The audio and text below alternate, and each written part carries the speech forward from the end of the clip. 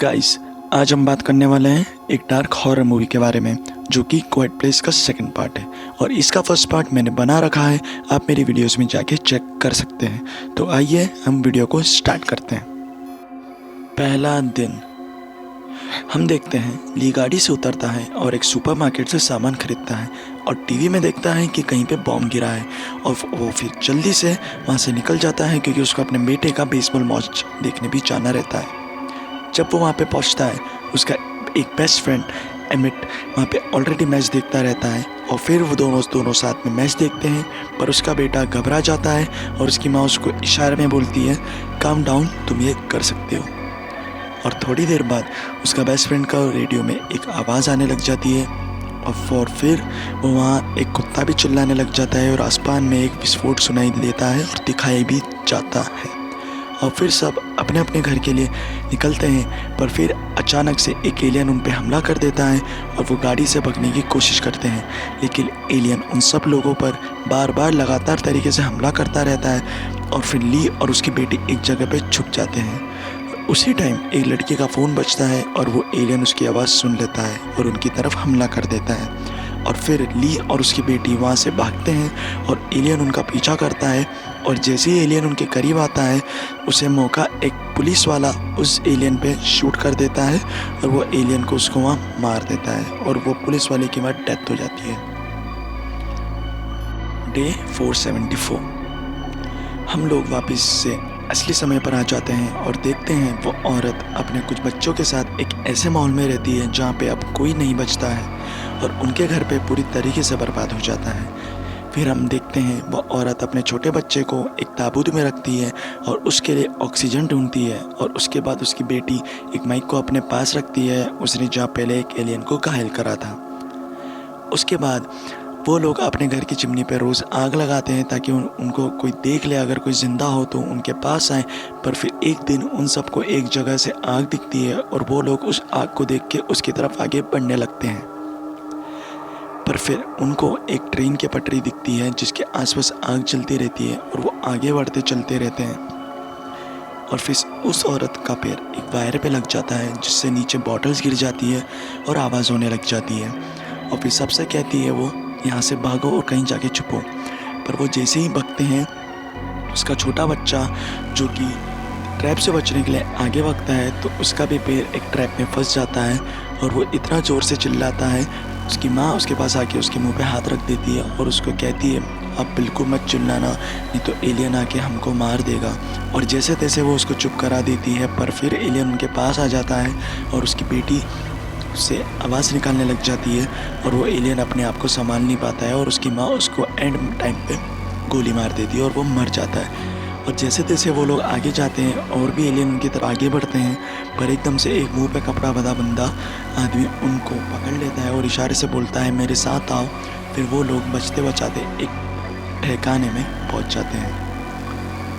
फिर वो इंसान बोलता है, तुम यहाँ नहीं रुक सकते हो, मैं नहीं जानता मैंने तुम्हारी मदद क्यों की, पर तुम यहाँ नहीं रुक सकते हो क्योंकि यहाँ ना खाना है ना पानी है। और वो औरत बोलती है, और अपना चेहरा दिखाओ। पर वो आदमी नहीं दिखाता है। फिर वो औरत समझ जाती है वो एमिट ही है, उसके हस्बैंड के बेस्ट फ्रेंड। और फिर वो उसको अपना छोटा बच्चा दिखाती है। फिर वो अपना फेस दिखाता है और उसके बाद वो बोलती है, हमें यहाँ रुकने दो, हम कहाँ जाएंगे, मेरा बेटा बहुत तकलीफ़ में है, मैं तुमसे रिक्वेस्ट करती हूँ। पर फिर उसकी छोटी बहन उसको हेडफोन पहना देती है।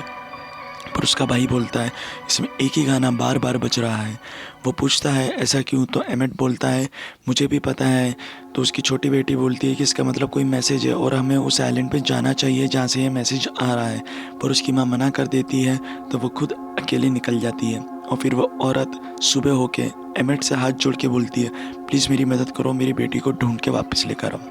आगे हम देखते हैं वो लड़की एक ट्रेन के डब्बे में चढ़ती है, लेकिन उसको वहाँ पे एक डेड बॉडी दिख जाती है जिससे वो डर के पीछे हो जाती है और आवाज़ हो जाती है। और फिर एलियन उसके पास आ जाता है पर वो उसका माइक चालू कर देती है और कोशिश करती है गन से मारने की, पर वो उसका निशाना चूक जाता है और उसी एंड टाइम पे एमिट उस एलियन को पीछे से मार देता है। और फिर वो उसको बोलता है, हम यहाँ से निकलेंगे जैसे ही एलियंस यहाँ से जाते हैं, क्योंकि उस गन की वजह से पहले ही यहाँ पे बहुत आवाज़ हो गई है। पर वो लड़की बोलती है, नहीं, मैं उस आइलैंड के पीछे जाऊँगी क्योंकि वो ही हमारी एक आखिरी होप है। और फिर एमेट उसे बोलता है ठीक है हम जाएंगे उस आइलैंड पे। और अगले दिन जब वो लड़की नींद से उठती है तो वो देखती है उसका माइक, उसकी गन, उसकी कान की मशीन कुछ भी नहीं है और उसे लगता है एमेट ने उसको धोखा दे दिया है। पर अगले ही वक्त एमेट आ जाता है और बोलता है मुझे एक बोट मिल गई है। और अगले सीन में बताते हैं उसकी माँ चुपचाप कहीं निकलती है उसके बेटे को बोलती है कि मैं जल्दी वापस आ जाऊँगी पर तुम यहीं रहना, तुम बहुत दर्द में हो, तुम आगे मेरे साथ ट्रैवल नहीं कर सकती हो। फिर हम आगे देखते हैं वो छोटा लड़का अपने छोटे भाई को वहीं ताबूत में रख देता है और अकेले बाहर आने लगता है। फिर हम आगे देखते हैं एमेट और वो लड़की बोट के पास पहुंच जाते हैं और वो छोटा लड़का आगे चलते चलते एक ऐसी जगह पहुंच जाता है जहाँ पे उसको एक डेड बॉडी दिखती है जो एमेट की वाइफ की होती है। और वो डर के मारे गिर जाता है जिसके कारण आसपास के सामान भी गिर जाते हैं और ज़ोर से आवाज़ हो जाती है। और उसी वक्त एमेट को भी एक लड़की पकड़ लेती है और उसके गले में फंदा बांध देती है। और कुछ समय बाद उसके आसपास बहुत सारे लोग आ जाते हैं और उसे घेर लेते हैं। और दूसरी तरफ वो एलियन उस बच्चे के पीछे पड़ जाता है और वो जल्दबाजी में गेट को लॉक कर देता है जिससे उसे ऑक्सीजन की कमी होने लग जाती है।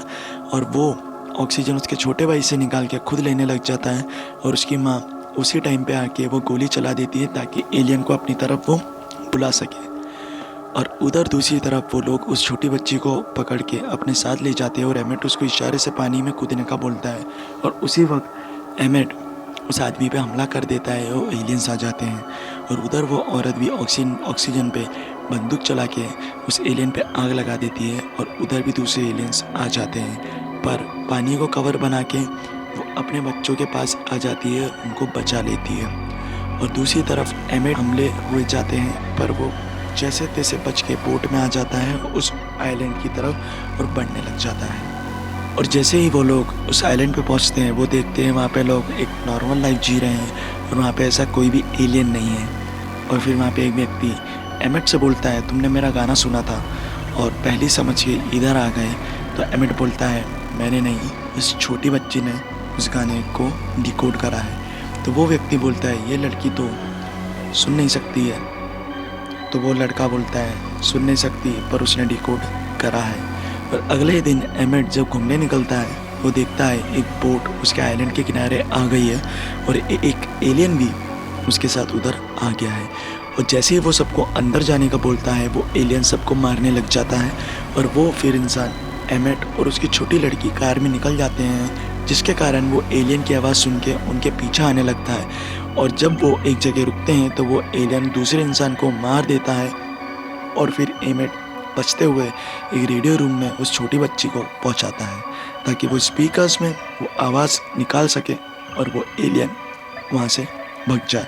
पर वो एलियन उन पे हमला करता रहता है और वो बच्ची वो रेडियो चला देती है और उसकी मशीन की आवाज़ इतनी ज़ोर से तेज़ कर देती है जिससे एलियन तड़प तड़प के मरने लगता है। और वो लड़की उसको कुल्हाड़ी से मार के पूरा ही मार देती है। और दूसरी तरफ तो उसका छोटा भाई उस स्पीकर को आगे कर लेता है और वो एलियन तड़पने लग जाता है और उसका छोटा भाई हिम्मत करके उस एलियन के सर में गोली मार देता है और दोनों एलियंस मर जाते हैं। होप करता हूँ गाइस आपको इसका सेकंड पार्ट भी पसंद आया होगा।